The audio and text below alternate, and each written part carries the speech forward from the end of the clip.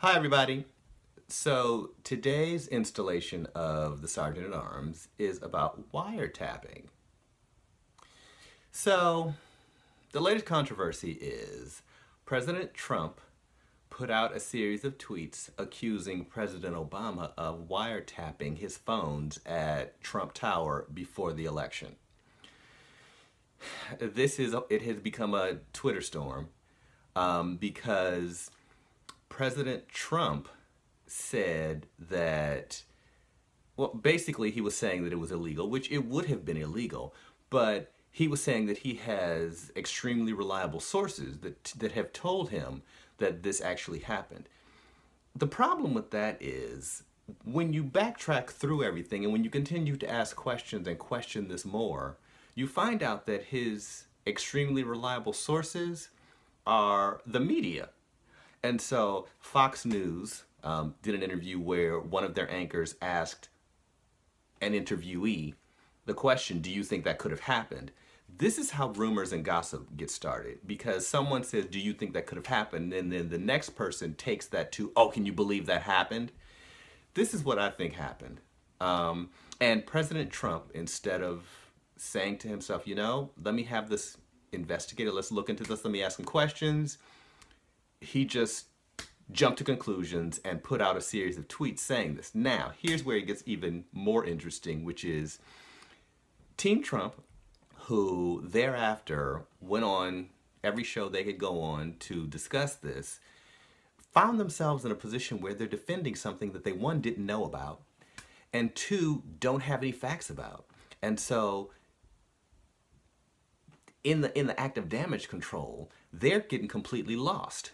And to the point that Press Secretary Sean Spicer put out a tweet that said, we're not going to respond to this at all anymore. We're done responding to this. And that's probably the smartest thing they could have done, because it was very irresponsible. I mean, he just jumped to the conclusion and was very hasty in the way he put that out. And what makes it even worse is, and this is something that I saw on one of the Sunday morning shows, he put out, there were, I think, 3 tweets, possibly 4. And in the middle of the 3 or 4 tweets, he also put out a tweet about Arnold Schwarzenegger being fired from The Celebrity Apprentice. Now, the part that was funny to me is on one of the Sunday shows, one of the panelists stopped and said, why are we talking about this? I mean, let's think about that for a minute. He put out this series of tweets accusing President Obama of wiretapping his phones.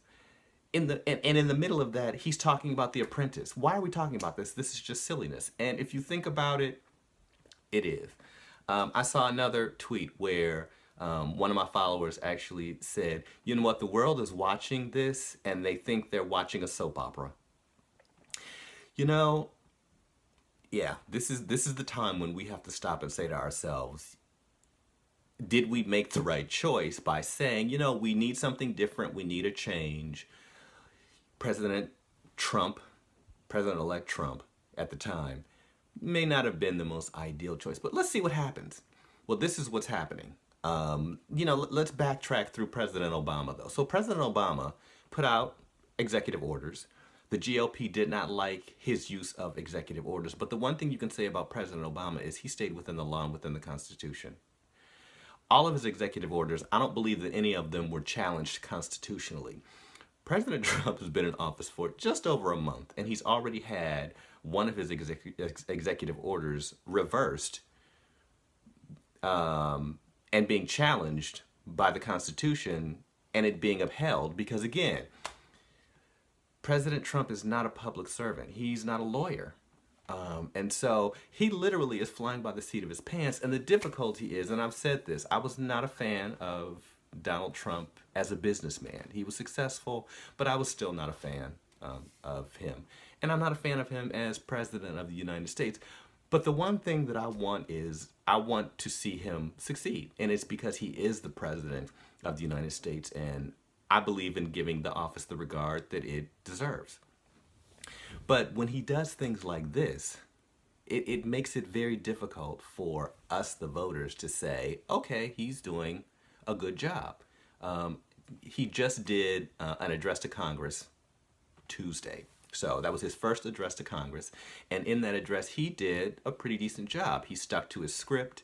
He was much more positive than normal. He was much more measured and disciplined than normal. And I think after that, people said, oh, okay, well, maybe he does have the capacity to be presidential, because he displayed some level of presidential behavior when he made that speech.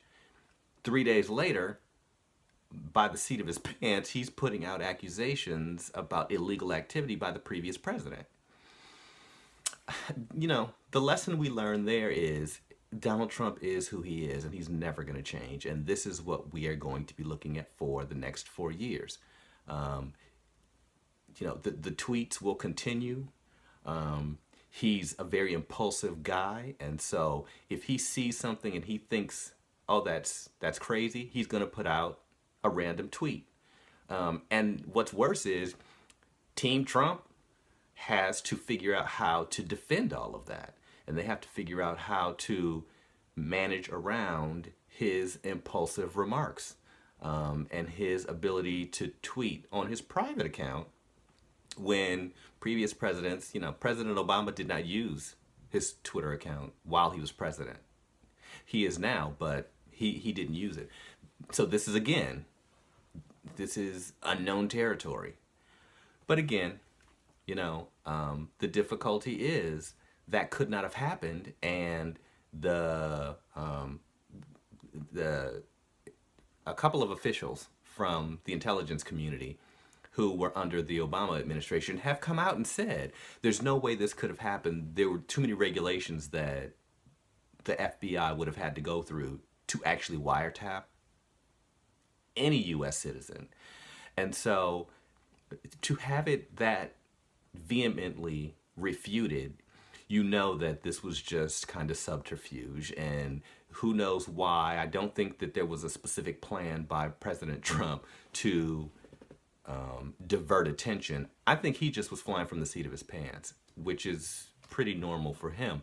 But to have the intelligence community and the current FBI director, James Comey, said there's no evidence of this, and this is something that we're not going to address at all. Good. Okay, let's just kind of move on from this, because there is no substantiation.